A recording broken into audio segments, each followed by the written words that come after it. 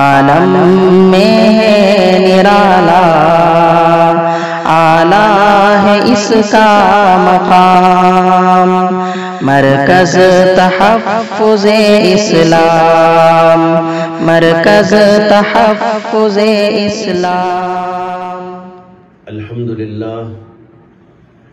الحمدللہ رب العالمین، والصلاة والسلام علی اشرف الانبیاء والسید المرسلین وعلی آلہ وصحبہ اجمعین ومن تبعہم بإحسان فی کل زمان ومکان الی یوم الدین، اما بعد، فاعوذ باللہ من الشیطان الرجیم، بسم اللہ الرحمن الرحیم۔ تبت یدا ابی لہب وتب، ما اغنی عنہ مالہ وما کسب، سیصلی نارا ذات لہب، وامرأته حمالۃ الحطب، فی جیدہا حبل من مسد۔ بزرگان محترم، سورہ لہب کی تفسیر کل شروع کی گئی تھی، اور میں نے کل آپ کے سامنے اس سورۃ کریمہ کے نازل ہونے کا پس منظر بیان کیا تھا کہ کن حالات میں اور کن وجوہات کی وجہ سے یہ سورۃ کریمہ نازل فرمائی گئی، اور بتایا تھا کہ ابو لہب اور اس کی بیوی یہ دونوں حد سے زیادہ مخالفت پر، عداوت پر، بغض اور عناد اور دشمنی پر اتر آئے تھے، اور اللہ کے نبی علیہ السلام کے مشن میں جو دعوت کا، تبلیغ کا، اللہ کی وحدانیت کے پہنچانے کا مشن تھا، اور دنیا کے اندر رحم اور کرم اور انصاف اور دیانت کو پھیلانے کا تھا، اس میں رکاوٹ پیدا کر رہے تھے۔ اس پر اللہ کی طرف سے یہ آیتیں نازل فرمائی گئی۔ میں نے درمیان میں یہ بھی عرض کیا تھا کہ اللہ کے نبی علیہ السلام کی پوری سیرت اور تاریخ اور اس زمانے کی تاریخ بھی، جب آپ ابھی نبوت سے سرفراز نہیں فرمائے گئے تھے، لوگوں کے سامنے آشکارا تھی، اور لوگ آپ کو الصادق الامین کہہ کر پکارتے تھے۔ آپ کی دیانت پر، صداقت پر، اور آپ کی امانت پر، اور آپ کے پاکیزہ اخلاق پر وہاں کا بچہ واقفیت رکھتا تھا، اور جب اللہ کے نبی علیہ السلام کوئی بات فرماتے تھے تو لوگ اس کو قبول کرتے تھے، آپ کی عزت اور تکریم کرتے تھے۔ لیکن اختلاف کہاں سے شروع ہوا؟ اس وقت سے شروع ہوا جب اللہ کے نبی علیہ السلام نے بتوں کی مذمت بیان کی اور ایک اللہ کی وحدانیت کی تعلیم دی، اور فرمایا کہ ایک اللہ کو مانو اور اسی کی عبادت کرو اور اسی کی پوجا کرو۔ یہ چونکہ وہاں کے لوگوں کے مسلک اور وہاں کے لوگوں کے مذہب اور ان کے پرانے عقائد کے خلاف تھا، یہاں سے دشمنی کا آغاز ہوا، اور یہ ایک مستقل تاریخ ہے۔ لیکن اس وقت مجھے صرف یہ عرض کرنا ہے کہ اللہ کے نبی علیہ السلام کی سیرت میں اور آپ کے کردار میں اور آپ کی سچائی میں، آپ کی دیانت میں کبھی کسی نے شک و شبہ نہیں کیا تھا۔ میں نے درمیان میں یہ بھی عرض کیا تھا کہ اب بعض لوگ اللہ کے نبی علیہ السلام کے خلاف جو بکتے رہتے ہیں، جیسے کہ ابھی ہمارے سامنے آیا کہ نرسمہانن، جس نے اللہ کے نبی علیہ السلام کی مذمت کی اور آپ کی دشمنی اور آپ کی عداوت میں حد سے بڑھ گیا، اور ایسے الزامات اور ایسی بدترین باتیں اللہ کے نبی علیہ السلام کے اوپر تھوپنے لگا، جس کا کوئی تصور نہیں کیا جا سکتا۔ ایک مسلمان کبھی اس بات کو برداشت نہیں کرتا۔ مسلمان کا سب سے بڑا سرمایہ اللہ پر ایمان ہے اور اللہ کے رسول علیہ السلام پر ایمان ہے، اور اس بات پر ایمان کہ اللہ کے نبی علیہ السلام سے بہتر دنیا میں کوئی انسان پیدا نہیں ہوا۔ میں نے عرض کیا تھا کہ یہ بات صرف ہم نہیں کہتے، اگر یہ لوگ مطالعہ کرتے تعصب کی نگاہوں سے نہیں، تعصب کی عینک لگا کر نہیں، بلکہ انصاف کے ساتھ، دیانت کے ساتھ، تو یہ بات ان لوگوں کے سامنے کھل کر آ جاتی۔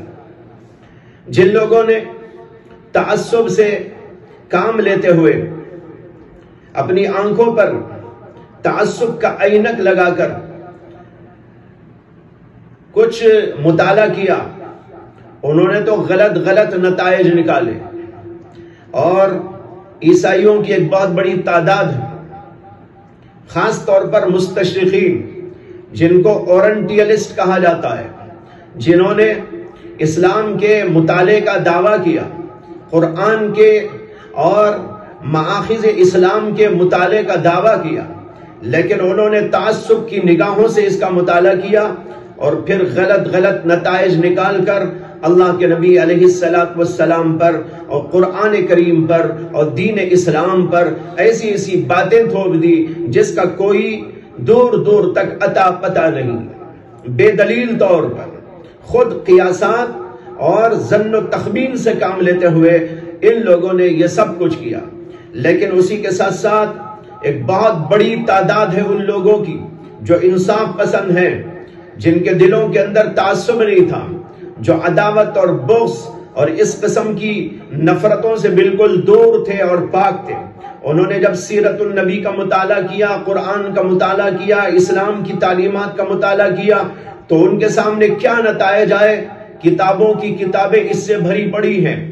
میں یہاں پر اس وقت جیسے کہ کل عرض کیا تھا چند لوگوں کا ذکر کروں گا اور ان کے خیالات اللہ کے نبی علیہ السلام اور دین اسلام کے بارے میں کیا ہیں اس کو آپ کے سامنے رکھوں گا، اور پھر آپ یہ سمجھیں گے کہ جو لوگ اسلام کے خلاف بھونک رہے ہیں اور اسلام کے خلاف اپنی عداوت اور بغض کا مظاہرہ کر رہے ہیں وہ کہاں تک انسانیت اور جو ہے تہذیب اور شرافت کی حدوں کو پار کر گئے ہیں۔ یہ دیکھیے رانا بھگوان داس بھگوان، انہوں نے سیرت کا مطالعہ کیا، دین اسلام کا مطالعہ کیا، اور پھر اس کے بعد انہوں نے جو لکھا اس کو میں آپ کے سامنے پڑھ رہا ہوں۔ وہ لکھتے ہیں کہ بلا شک و شبہ حضرت محمد صلی اللہ علیہ وسلم خدا کے رسول ہیں۔ اگر پوچھا جائے کہ افریقہ بلکہ کل دنیا کو مسیحی مذہب نے زیادہ فائدہ پہنچایا یا اسلام نے، تو جواب میں اسلام ہی کہنا پڑے گا۔ آگے لکھتے ہیں کہ اگر محمد صلی اللہ علیہ وسلم کو قریش ہجرت سے پہلے خدا نہ خواستہ قتل کر ڈالتے تو مشرق اور مغرب دونوں ناقص اور ناکارہ رہ جاتے۔ کیا جملہ ہے، پھر دہراتا ہوں۔ لکھتے ہیں کہ اگر محمد صلی اللہ علیہ وسلم کو قریش ہجرت سے پہلے ہی خدا نہ خواستہ قتل کر ڈالتے تو مشرق اور مغرب دونوں ناقص اور ناکارہ رہ جاتے۔ اگر آپ نہ آتے تو دنیا کا ظلم بڑھتے بڑھتے اس کو تباہ کر دیتا۔ اگر آپ نہ ہوتے تو یورپ کے تاریک زمانے دو چند بلکہ سہ چند تاریک تر ہو جاتے۔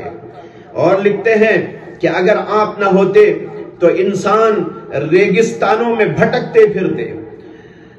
جب میں آپ علیہ السلام کی جملہ صفات اور تمام کارناموں پر بحیثیت مجموعی نظر ڈالتا ہوں کہ آپ کیا تھے اور آپ کے تابعدار غلاموں نے جن میں آپ علیہ السلام نے زندگی کی روح پھونک دی تھی، انہوں نے کیا کیا کارنامے دکھائے، تو آپ علیہ السلام مجھے سب سے زیادہ بزرگ تر سب سے زیادہ برتر اور اپنی نظیر آپ دکھائی دیتے ہیں۔ یہ ہے ان کا بیان۔ یہ محمد صلی اللہ علیہ وسلم کو خراج عقیدت پیش کیا ہے رانا بھگوان داس بھگوان نے۔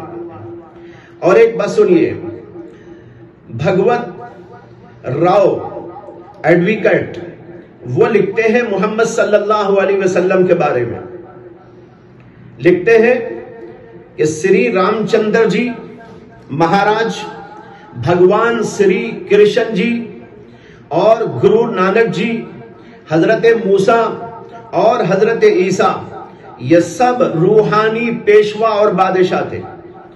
اور میں کہتا ہوں کہ ان میں پاک روحانی شہنشاہ بھی ہے جس کا نام مقدس محمد صلی اللہ علیہ وسلم تھا، اور جس کی پوتر لائف کے متعلق بہت کچھ موجود ہے۔ اس میں شک نہیں کہ ہر ایک ریفارمر نے آ کر دنیا میں بہت کچھ کیا، مگر حضرت محمد صلی اللہ علیہ وسلم نے دنیا پر اس قدر احسانات کیے جن کی مثال نہیں مل سکتی۔ یہ دیکھا آپ نے کہ ان لوگوں نے مطالعہ کیا تھا محمد صلی اللہ علیہ وسلم کی تاریخ کا اور آپ کی سیرت کا اور آپ کی زندگی کا، تو ان کو یہ نتائج سامنے آئے۔ انہوں نے بغیر کسی تعصب کے اللہ کے نبی علیہ الصلوۃ والسلام کی سیرت کا مطالعہ کیا تھا۔ جارج برنارڈ شاہ، مشہور و معروف انگریزی مصنف، وہ لکھتے ہیں ازمنہ وسطی میں عیسائی راہبوں نے جہالت و تعصب کی وجہ سے اسلام کی نہایت بھیانک تصویر پیش کی۔ دیکھو وہ کیا کہہ رہے ہیں، ازمنہ وسطی میں عیسائی راہبوں نے جہالت و تعصب کی وجہ سے اسلام کی نہایت بھیانک تصویر پیش کی۔ انہوں نے حضرت محمد صلی اللہ علیہ وسلم اور دین اسلام کے خلاف منظم تحریک چلائی۔ یہ سب راہب اور مصنف غلط کار تھے، کیونکہ محمد صلی اللہ علیہ وسلم ایک عظیم ہستی اور صحیح معنوں میں انسانیت کے نجات دہندہ تھے۔ یہ برنارڈ شاہ کا بیان ہے۔ مشہور فرانسیسی مورخ لامارٹائن اپنی کتاب ترکوں کی تاریخ میں لکھتا ہے، وہ لکھتا ہے کہ حضرت محمد صلی اللہ علیہ وسلم فلاسفر تھے، مقرر تھے، پیغمبر تھے، قانون ساز تھے، بہادر سپہ سالار تھے، سبھی کچھ تھے۔ آپ نے عالمی سطح پر مروجہ افکار و خیالات کو مفلوج اور مفتوح کر کے ان کی جگہ ایسے عقائد کو رائج کیا جو عقل سلیم کے مطابق تھے، قابل قبول تھے اور بت پرستی سے پاک تھے۔ آپ صلی اللہ علیہ وسلم دنیا میں 20 عظیم اسلامی سلطنتوں اور ایک عظیم روحانی سلطنت کے بانی تھے۔ اگر آپ کی عظمت کا اندازہ دنیا کے تمام مروجہ معیاروں سے لگایا جائے، لکھتے ہیں کہ اگر آپ علیہ الصلوۃ والسلام کی عظمت کا اندازہ دنیا کے تمام مروجہ معیاروں سے لگایا جائے جن سے کسی کی عظمت کو پرکھا جاتا ہے، تو انسان لاچار ہو کر یہ پوچھنے پر مجبور ہو جاتا ہے کہ کیا دنیا میں کوئی شخص اس عظیم ترین ہستی سے بھی بڑھ کر پیدا ہوا ہے؟ یہ ہے بیان لامارٹائن کا، جو ایک فرانسیسی مورخ ہے، فرانسیسی مصنف ہے، بہت سی عظیم کتابوں کا وہ مصنف، اس نے یہ بات لکھی۔ اور لیجئے سروجنی نائیڈو، مشہور معروف شاعر ہندوستان کے، انہوں نے نبی اکرم محمد عربی صلی اللہ علیہ وسلم کے بارے میں لکھا کہ نبی اکرم صلی اللہ علیہ وسلم اس معاشرتی اور بین الاقوامی انقلاب کے بانی ہیں جس کا سراغ اس سے قبل تاریخ میں نہیں ملتا۔ انہوں نے ایک ایسی حکومت کی بنیاد رکھی جسے تمام کرۂ ارض پر پھیلنا تھا۔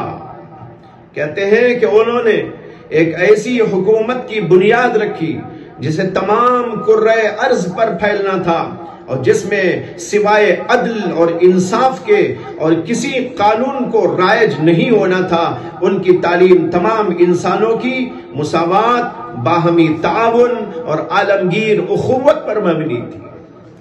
یہ سب ان لوگوں کے بیانات ہیں جو مسلمان نہیں ہیں، لیکن اس کے باوجود جب انہوں نے اسلام کا بالکل انصاف پسندانہ اور خیر خواہانہ مطالعہ کیا ہے تو ان کے سامنے یہ نتائج آئے۔ شکتی آشرم راجپور سندھ کے پروفیسر ایل وسوانی لکھتے ہیں، رسول عربی صلی اللہ علیہ وسلم کی سوانح عمری بہترین اوصاف اور خوبیوں کا مجموعہ ہے۔ یہ دیکھیے کیا لکھ رہے ہیں، رسول عربی صلی اللہ علیہ وسلم کی سوانح بہترین اوصاف اور خوبیوں کا مجموعہ ہے۔ آپ کا دل عجز و انکسار، نرمی اور رحم دلی اور محبت اور الفت سے لبریز تھا۔ یہ شخص کہتا ہے کہ وہ ظالم تھے، جابر تھے، قاتل تھے، اور یہاں پر یہ لکھ رہے ہیں کہ آپ علیہ السلام کا دل عجز و انکسار، نرمی اور رحم دلی، محبت اور الفت سے لبریز تھا۔ آپ فرماتے ہیں کہ میری شان انسان کی شان سے زیادہ نہیں، مجھے اللہ کا نوکر کہہ کر پکارو، عبداللہ کہہ کر پکارو۔ جب آپ علیہ السلام کا مرید آپ سے پوچھتا ہے آپ ان لوگوں پر کیوں لعنت نہیں کرتے جو آپ پر ایمان نہیں لاتے، تو ان کا جواب یہ ہوتا ہے کہ مجھے لعنت بھیجنے کے لیے نہیں بلکہ مجھے تو انسانوں کے لیے رحمت بنا کر بھیجا گیا ہے۔ یہ ہے رحمت للعالمین۔ ان کے بارے میں یہ خیالات ہیں، اور یہی چند میں نے آپ کے سامنے ذکر کیے، ورنہ تو کتابوں کی کتابیں بھری پڑی ہیں۔ میں نے اس وقت یہ جو چند حوالے آپ کے سامنے دیے ہیں، ایک کتاب کے حوالے سے ہیں، اسلام، قرآن اور محمد صلی اللہ علیہ وسلم کے بارے میں غیر مسلمین کی رائے۔ یہ کتاب ہے محمد انور ابن اختر صاحب کی، جو بہت بہترین کتاب ہے، اور اس کے اندر تمام بڑے بڑے غیر مسلم لوگوں کے نظریات اور خیالات کو جو اسلام کے بارے میں ہے، قرآن کے بارے میں ہے اور محمد صلی اللہ علیہ وسلم کے بارے میں ہے، ان کو اس کے اندر جمع کیا گیا ہے۔ اس کے علاوہ بھی بہت سی کتابیں ہیں۔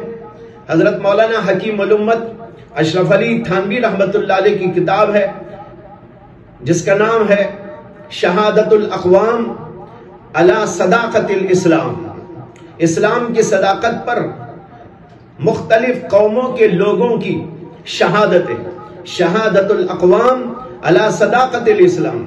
اس کو پڑھ کر دیکھیں تو اندازہ ہوگا کتنے بڑے بڑے لوگوں نے جو مختلف علوم کے، فنون کے ماہرین، اور کیسے بڑے بڑے مؤرخین نے جنہوں نے تمام دنیا کے لوگوں کے احوال کو کھنگالا اور احوال کو جانچا پرکھا، اور انہوں نے اخیر میں کیا نتیجہ اخذ کیا اسلام کے بارے میں اور محمد صلی اللہ علیہ وسلم کے بارے میں۔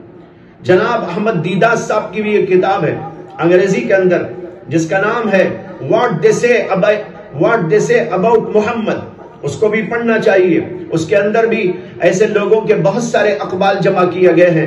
میں بتانا چاہتا ہوں جنہوں نے اسلام کا متعصبانہ نہیں بلکہ انصاف پسندانہ مطالعہ کیا ہے، تو انہوں نے اسلام کے بارے میں اور محمد صلی اللہ علیہ وسلم کے بارے میں اور قرآن کے بارے میں سمجھا کہ اس سے بہتر کوئی مذہب نہیں، اس سے بہتر کوئی کتاب نہیں، اور اللہ کے نبی محمد صلی اللہ علیہ وسلم سے بڑھ کر کوئی پاکیزہ انسان دنیا میں نہیں گزرا، اور یہ ساری باتیں تاریخ کے اوراق کے اندر ثبت ہیں۔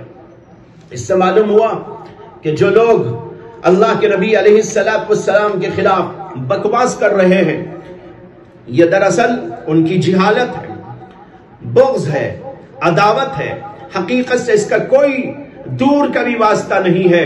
اور یہ نرسمہانن یہ کہتا ہے کہ میں کتابوں کی کتابیں لاؤں گا، یہ لائے گا شاید ان لوگوں کی کتابیں جنہوں نے تعصب کی نگاہ سے مطالعہ کرنے کے بعد اسلام کے خلاف لکھا، وہ کتابیں غیر معتبر ہیں۔ ان لوگوں کی کتابیں لاؤ جو اسلام کے ماننے والوں نے لکھی ہیں یا ان لوگوں نے لکھی ہے جو غیر متعصب قسم کے لوگ تھے، اور پھر دیکھو کہ تمہارے پاس کوئی دلیل ایسی نہیں ہوگی جو تمہاری بات کے اوپر دلالت کرنے والی ہو۔ اور میں نے کل بھی کہا تھا کہ قیامت کی صبح تک کوئی ایسی دلیل تم کو نہیں مل سکتی ہے۔ بہرحال درمیان میں یہ باتیں آ گئی۔ اب میں مختصر طور پر سورت کریمہ کی تفسیر عرض کرتا ہوں۔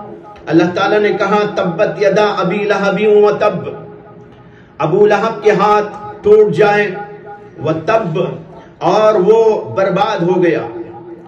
تبا اس کے معنی ہے برباد ہو جانا، ٹوٹ جانا، پھوٹ جانا، ختم ہو جانا، یہ سب اس کے معنی ہیں۔ خلاصہ سب کا ایک ہی ہے، اس کے اندر بددعائی جملے ہیں۔ تبت یدا ابی لہب وتب، یہاں پر سوال پیدا ہوتا ہے کہ اللہ تعالیٰ نے بددعا کیوں کی؟ اللہ تو قدرت رکھتے ہیں سب چیزوں پر۔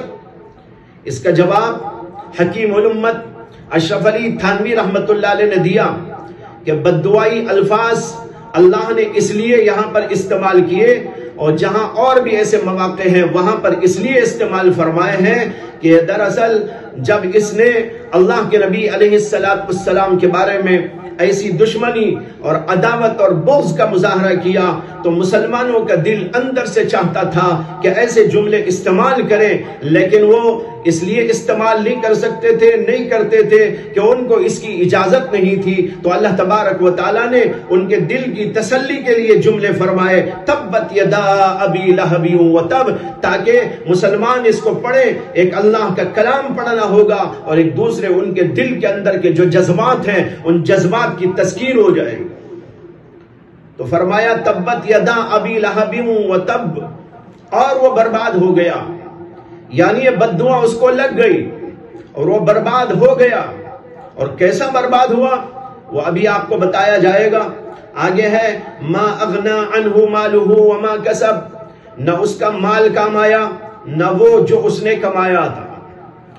علماء لکھتے ہیں کہ مال سے مراد اصل اس کی پونجی ہے، اور ما کسب سے مراد بعض علماء کے نزدیک یہ ہے کہ جو اس مال سے اس نے نفع کمایا اور اس کے ذریعے چیزیں بنائی۔ یہ دونوں قسم کی چیزوں کا ذکر کر کے اللہ نے کہا ہے کہ ان میں سے کوئی چیز اس کے کام نہیں آئی۔ یہ بڑا مالدار تھا اور لوگوں کو قرض بھی دیا کرتا تھا، اور اپنے مال پر دولت پر اس کو بڑا فخر تھا، ناز تھا، اور اولاد بھی اللہ نے اس کو بہت دی تھی، مال بھی بہت دیا تھا، اولاد بھی بہت دی۔ یہاں ما کسب کا ایک ترجمہ تو وہی ہے جو ابھی عرض کیا کہ جو کچھ کہ اس نے کمایا مال کی بنیاد پر، اور ایک ترجمہ اس کا یہ بھی کیا گیا ہے کہ ما کسب کے معنی ہے جو اولاد اس کو ہوئی، نہ اس کا مال کام آیا نہ اس کی اولاد کام آئی، دونوں میں سے کوئی چیز اس کے کام نہیں آئی۔ اگر کام آتی تو دنیا میں کچھ بن جاتا، اپنے آپ کو بچا لیتا، لیکن اس کا حشر جو ہوا وہ کل بھی آپ کو سنایا تھا کہ بیمار ہوا، طاعون کی بیماری لگی، اور طاعون کی بیماری چونکہ متعدی شمار ہوتی ہے، لوگوں نے اس کو لے جا کر ایک کمرے میں ڈال کے چھوڑ دیا، کوئی اس کے قریب جانا تک نہ چاہتا تھا، نہ اس کے بیٹے نہ اس کے کوئی اور چاہنے والے، سب لوگوں نے اس کو لے جا کے ایک کونے میں ڈال کے چھوڑ دیا۔ وہیں پر وہ اسی بیماری کے اندر مر گیا۔ مرنے کے باوجود کوئی اس کو اٹھا کر دفن بھی کرنا نہیں چاہ رہا تھا، اس کے بیٹوں نے بھی اس کو یوں ہی چھوڑے رکھا۔ بعد میں کچھ لوگوں نے اس کے بیٹوں کو آر دلائی کہ باپ کی کم از کم اتنی خدمت تو کر لو کہ لے جا کے اس کو دفنا دو، لیکن انہوں نے یہ کیا کہ کچھ مزدوروں کو لایا اور ان کو پیسے دے کر کہا کہ اس کو گھسیٹ کے لے جاؤ اور کسی گڑھے کے اندر ڈال دو۔ چنانچہ اسی طریقے پر پیسوں کی بنیاد پر ان لوگوں نے کچھ اس کو گھسیٹ کر لے جا کے ایک گڑھے میں اتار دیا، اور بعض روایتوں میں ہے کہ ہاتھ سے بھی نہیں پکڑا، اس کو کسی چیز سے باندھ کر یا لکڑیوں سے اس کو جو ہے ہانک کر لے جا کے گڑھے کے اندر اتار دیا تھا اور اوپر سے مٹی ڈال دی تھی. نہ مال کام آیا، نہ اولاد کام آئی، نہ مال کے ذریعے کچھ اپنے آپ کو وہ بچا سکا، نہ کچھ علاج معالجہ کرا سکا، نہ یہ کہ اس کی اولاد ہی نے اس کی خدمت کر کے اس کے ساتھ کوئی احسان و سلوک کیا. ما اغنا عنہ مالہ وما کسب. اس کے اندر ہم کو اور آپ کو تعلیم ہے کہ حق کی مخالفت نہ کرو، اچھائی کی مخالفت نہ کرو اور برائی کا کبھی ساتھ نہ دو. جو آدمی برائی کا ساتھ دیتا ہے نہ اس کا مال اسے کام آتا ہے، نہ اس کی اولاد اسے کام آتی ہے، نہ اس کی شہرت اسے کام آتی ہے، نہ اس کی کوئی دنیاوی وجاہت اسے کام آتی ہے. اللہ اس کو یوں برباد کر دیتے ہیں. اس لیے حق کی مخالفت نہیں کرنا چاہیے. حق سامنے آئے اس کو قبول کیا جائے. یہ اسلام نے ہم کو تعلیم دی اور اس صورت کے اندر یہی ہم کو سبق پڑھایا جا رہا ہے کہ جیسے اس کا حشر ہوا کہیں ایسا نہ ہو کہ حق کی مخالفت کر کے تمہارا بھی حشر ایسے ہی ہو جائے. اس لیے اس کے اندر تمام دنیا کے انسانوں کو تعلیم ہے، تمام دنیا کے انسانوں کو اس کے اندر تنبیہ ہے کہ تم بھی حق کی طرف آؤ، حق کو نہ جھٹلاؤ، ورنہ نہ مال کام آئے گا، نہ جائیداد کام آئے گی، نہ اولاد کام آئے گی، نہ کوئی اور چیز تمہارے کام آئے گی. آگے فرمایا سیصلا نارن ذات لہب. یہ تو دنیا میں اس کا حشر، اور آخرت میں یہ کہ وہ عنقریب ایسی آگ کے اندر داخل ہوگا جو لپٹوں والی ہے، شعلہ زن آگ ہے. اس میں اوپر اس کا نام ابو لہب اور یہاں پر آگ کی صفت بیان کرتے ہوئے کہا گیا ذات لہب. لہب کے معنی ہی ہے لپٹے، شعلہ. دیکھو اس کا نام بھی ہے شعلہ، اور جائے گا شعلے والی آگ میں. سیصلا نارن ذات لہب. اس کے اندر قرآن کی بلاغت بھی نکلتی ہے. قرآن عظیم الشان کلام ہے، انتہائی بلیغ ہے. اللہ نے اوپر ابو لہب کہہ کر یہاں پر ذات لہب کہہ کر دونوں کا جوڑ ایسا پیدا کیا کہ سننے والے کو مزہ آ جاتا ہے. سیصلا نارن ذات لہب و ان قریب ایسی آگ کے اندر داخل ہوگا جو لپٹوں والی اور شعلوں والی آگ ہے. یہ اس کے مرنے کے بعد کا قصہ ہے. ما اغنا عنہ مالہ وما کسب میں دنیا کا قصہ آیا اور آخرت کے بارے میں یہاں بتایا کہ وہ آگ میں داخل کیا جائے گا. نہ صرف وہ وامرأتہ، اور اس کی بیوی بھی، اس کی بیوی بھی اس کے ساتھ جہنم میں جائے گی. کل اس کی بیوی کے بارے میں بتایا تھا کہ اس کا نام اروا تھا، ام جمیل اس کا لقب تھا. بڑی شدت پسند تھی، متعصب تھی، عداوت خور تھی، گالیاں بکتی تھی، اور اللہ کے نبی علیہ السلام کو تکلیف پہنچانے میں کوئی کسر اٹھا کے نہ رکھتی تھی.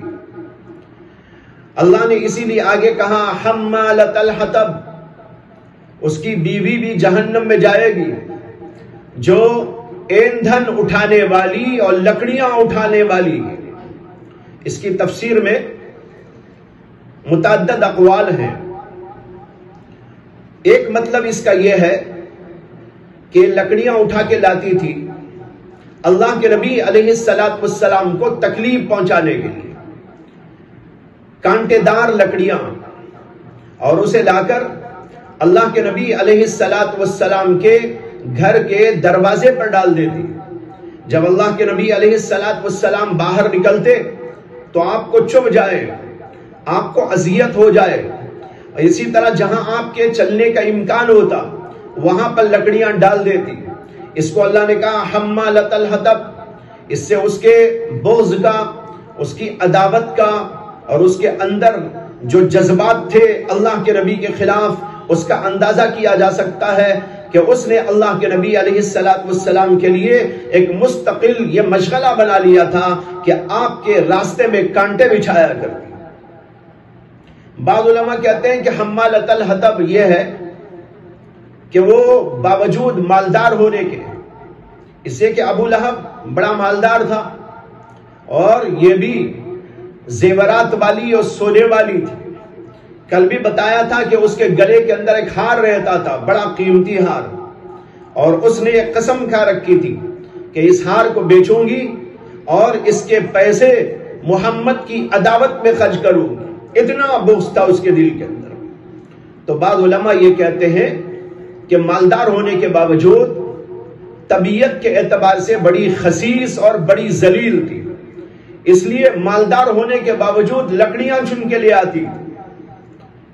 تو بعض لوگوں نے حمالۃ الحطب کہنے کی وجہ یہ بیان کی ہے، اور اس کی تیسری تفسیر یہ ہے کہ حطب کہتے ہیں ان لکڑیوں کو جو جلانے کے لیے استعمال کی جاتی ہیں، جس سے ایندھن بھڑکایا جاتا ہے، یہ ایسی لکڑیوں کو لاتی تھی۔ اس کا مطلب یہ نہیں ہے کہ وہ لکڑیاں لاتی تھی، بلکہ یہ لگاؤ بجھاؤ کا کام کر کے لوگوں میں آگ بھڑکاتی تھی۔ اس کا ایک مشغلہ یہ تھا کہ وہ جو ہے ادھر کی بات ادھر اور ادھر کی بات ادھر لگاتی، لوگوں کے اندر لڑائیاں پیدا کر دی، جھگڑا پیدا کر دی، اور یہ اس کا مستقل مشغلہ تھا۔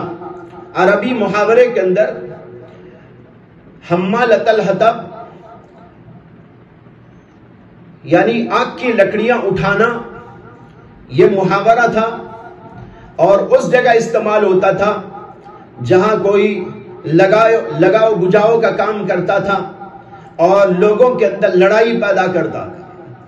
اس لیے فرمایا گیا اس کو حمالۃ الحطب کہ اس کی بیوی بھی جہنم میں جائے گی، جو لگاؤ بجھاؤ کا کام کر کے لوگوں کے اندر نفرتیں، عداوتیں، کدورتیں پیدا کرتی ہیں۔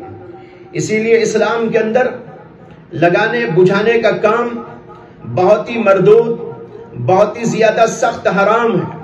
حدیث میں آتا ہے کہ اللہ کے نبی علیہ السلام ایک دفعہ تشریف لے جا رہے تھے، آپ کو راستے میں 2 قبریں نظر آئی، اور آپ کو یہ بتایا گیا کہ ان قبر والوں پر عذاب ہو رہا ہے۔ اللہ کے نبی علیہ السلام نے اپنے ساتھ والے حضرات صحابہ سے فرمایا کہ ان 2 قبر والوں کو عذاب ہو رہا ہے، اور اس لیے عذاب ہو رہا ہے کہ ان میں سے ایک وہ تھا جو پیشاب کے چھینٹوں سے حفاظت نہیں کرتا تھا، اور دوسرے کو اس لیے عذاب ہو رہا ہے کہ وہ ادھر کی بات ادھر اور ادھر کی بات ادھر لگاتا تھا اور چغلی کھایا کرتا تھا، اس لیے اس کے اوپر عذاب ہو رہا ہے۔ اس کے اندر بھی یہی چغلی کھانے کی بیماری تھی۔ اللہ نے اس کی مذمت کے طور پر یہ لفظ لایا اور بتایا کہ یہ کام کتنا حقیر، کتنا ذلیل اور کتنا برا اور کتنا قبیح ہے کہ اس کی وجہ سے وہ جہنم رسید ہوگی۔ ہم میں بھی بہت سے ایسے ہیں لگاؤ بجھاؤ کا کام کرتے رہتے ہیں، چغلی کھایا کرتے ہیں، ادھر کی بات ادھر لگاتے ہیں، ادھر کی بات ادھر لگاتے ہیں، خاندانوں میں جھگڑے پیدا کر دیتے ہیں، انسانوں کے دلوں کے اندر برائی پیدا کر دیتے ہیں، اور وہاں سے ان کے اندر نفرتیں اور عداوتیں پیدا ہو جاتی ہیں۔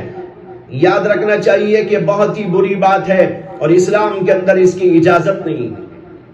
آگے ہے فی جیدہا حبل من مسد، اس کی گردن میں بٹھی ہوئی رسی ہوگی۔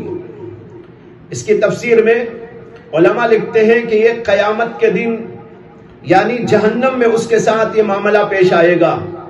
وہ جائے گی جہنم میں، اور جہنم کے اندر اس کے گلے کے اندر جیسے دنیا میں وہ ہار پہنتی تھی، وہاں پر ہار کے بجائے رسی ہوگی۔ یہ رسی بعض علماء نے لکھا ہے کہ تانت کی ہوگی، کسی نے کہا کہ لوہے کی ہوگی، کسی نے کہا کسی اور چیز کی ہوگی۔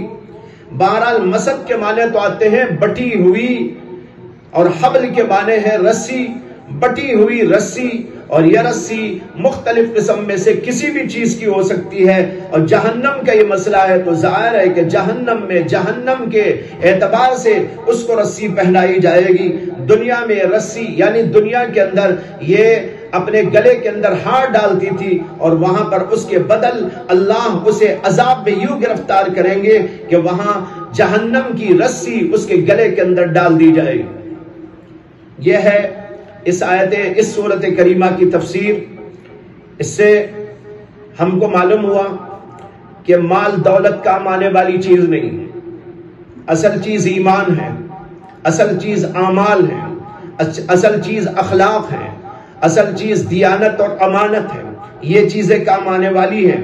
اس لیے اس سورت کریمہ کو پڑھنے والے اور سننے والے ذہن کے اندر اچھی طرح بٹھا لیں، مالدار بھی اچھی طرح بٹھا لیں، دوسرے لوگ بھی اچھی طرح بٹھا لیں.